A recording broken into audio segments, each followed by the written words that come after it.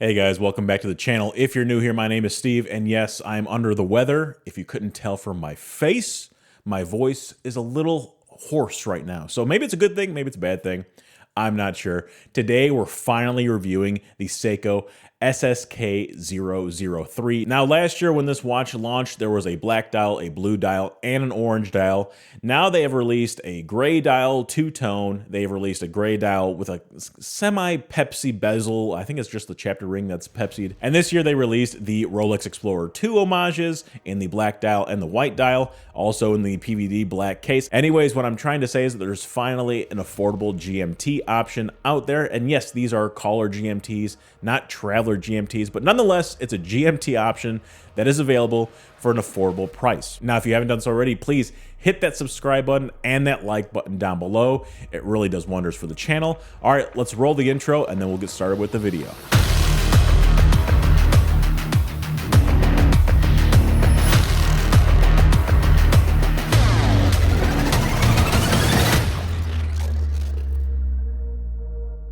Now, before we get into these specs, I know you saw that promotion tag above, and that's because this video is sponsored by ClockWork Republic straps, and they provided me a fitted strap option for the Seiko 5 GMT. Now, while they did send me a strap to review, they did not have any input on this review whatsoever. I actually reached out to them, and I asked them if they were willing to provide me a sample of their straps.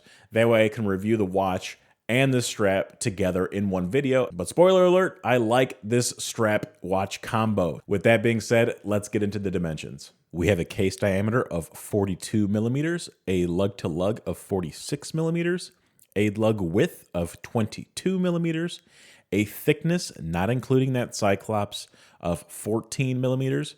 Size to my wrist is 149 grams. The crystal and the bezel insert both are made out of Hardlex. I am not sure what the display caseback is. I assume that's Hardlex, but it could also be mineral crystal. This watch has a 7mm push-pull crown and does offer 100 meters of water resistance. Powering this watch is the relatively new 4R34 automatic GMT movement. It beats at 3 Hertz, has 41 hours of power reserve, hacking, hand winding, quick set date, and the accuracy of this watch is plus 45 to minus 35 seconds per day.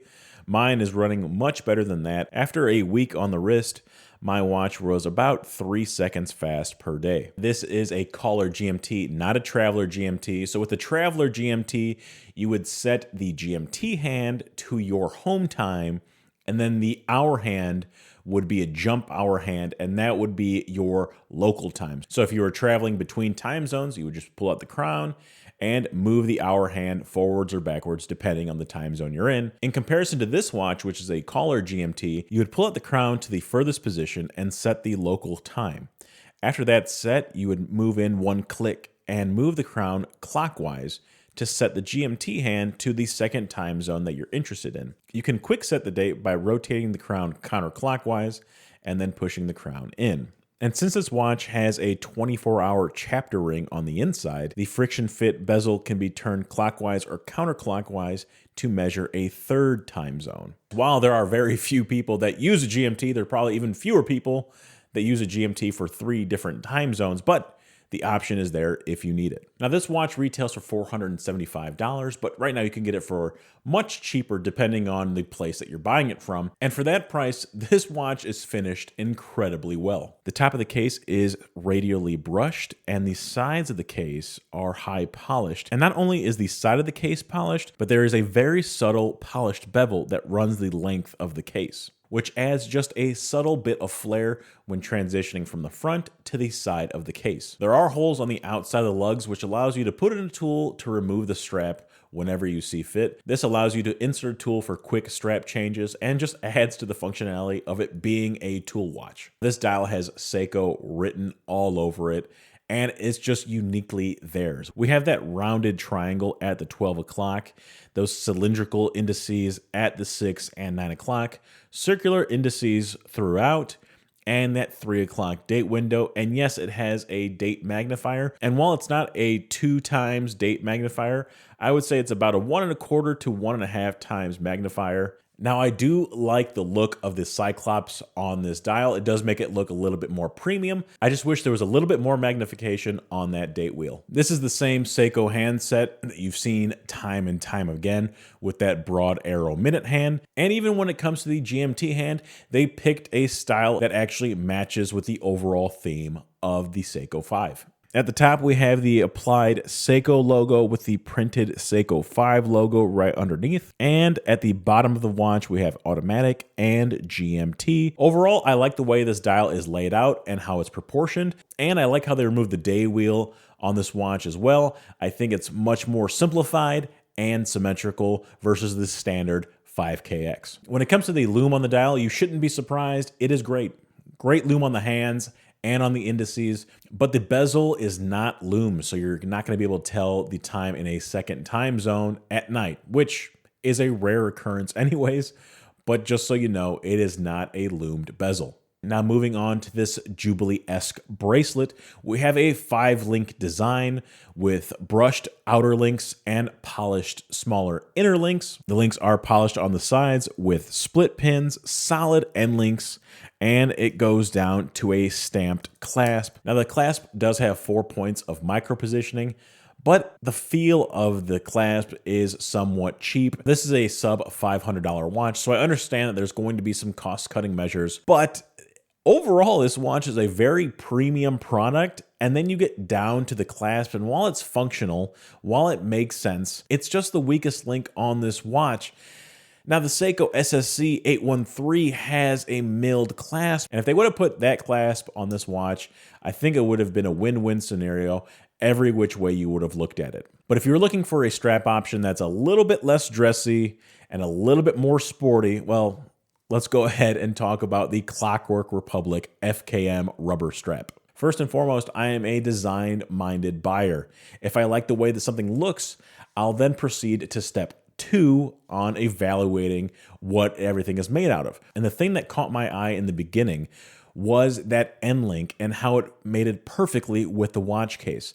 Looking down to the finishing matches on the watch case as well as the end link provided by ClockWork Republic. Then the vulcanized FKM rubber strap fits snugly into the end link, thus making a seamless transition from the watch case to end link to strap, and you don't have that gap in between the case and the rubber strap. That end link is 316L stainless steel, as well as the buckle, and both are finished as well as the Seiko watch case. The strap tapers from 22mm down to 20mm at the buckle. Not only does ClockWork Republic make end links for the Seiko 5 line, it makes them for the SKX, the Samurai, and the Turtle lineup as well. Now the strap itself is a soft rubber, and I am surprised on how well everything fits together. There is no play between the end link, the case, and the strap itself. Everything fits very well. I'm actually surprised on how well it fit. It almost like it's an OEM part from Seiko. Now, like I said in the beginning of the video, ClockWork Republic had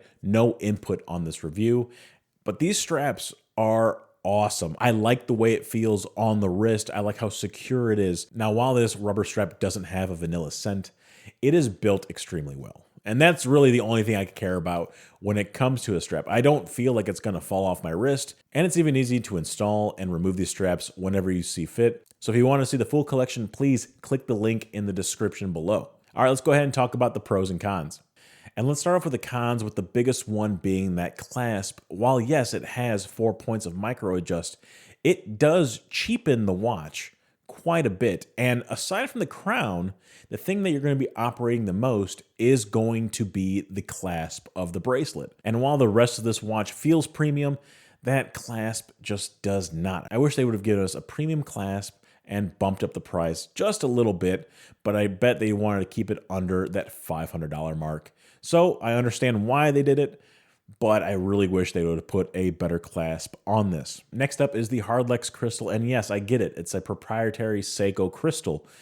Is it as scratch resistant as sapphire? No. Is it more scratch resistant than mineral crystal? Yes. Every other company installs a sapphire crystal at this price point, so let's just get that sapphire crystal on these watches. Seiko, I know you can do it. And my last con is that it's slightly thick at 14mm. I really wish this was a sub 13mm thick case, but I don't know why they couldn't do it.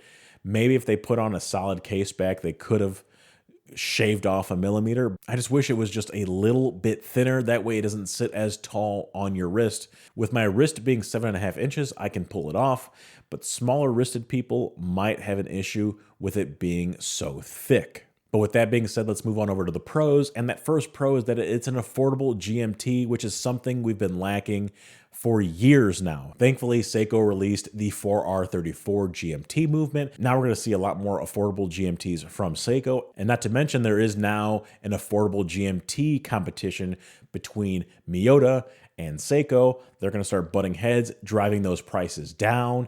Hey, we're going to see some affordable options in that GMT space from those two brands as well as micro brands. So I'm really excited to see GMT watches moving forward. My next pro is the overall design of the Seiko 5 line.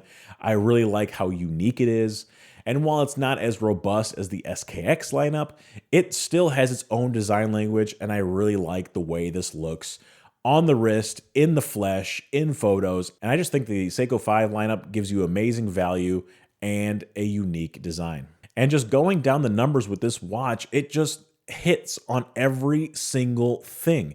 It has that Cyclops that makes it look more premium.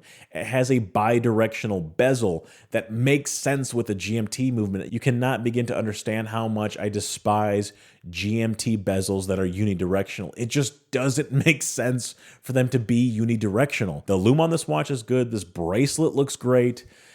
It has it all. It has it all for being the best affordable GMT on the market today. And the cherry on top is that it's Seiko, right? You're going to have companies like ClockWork Republic making straps for these watches. You're going to have modders out there that are going to come up with different dial designs, give you replacement sapphire crystals. It's just one of those key pros in buying a Seiko than buying a Citizen or buying a micro brand, right? Like, you're not going to have that community that can supply parts on a mass scale like the Seiko modders can.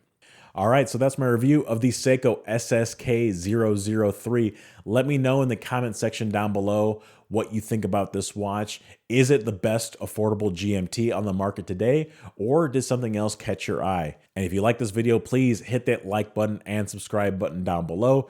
It really does help the channel. And speaking of affordable watches with awesome rubber straps, go ahead and watch my PRX video right here. Yeah, I mean, I have like 10 PRX videos, but go ahead and watch this one right there. This one has the FKM rubber strap. It is great. Click it. Click this video right here. Watch it and enjoy. Click it now.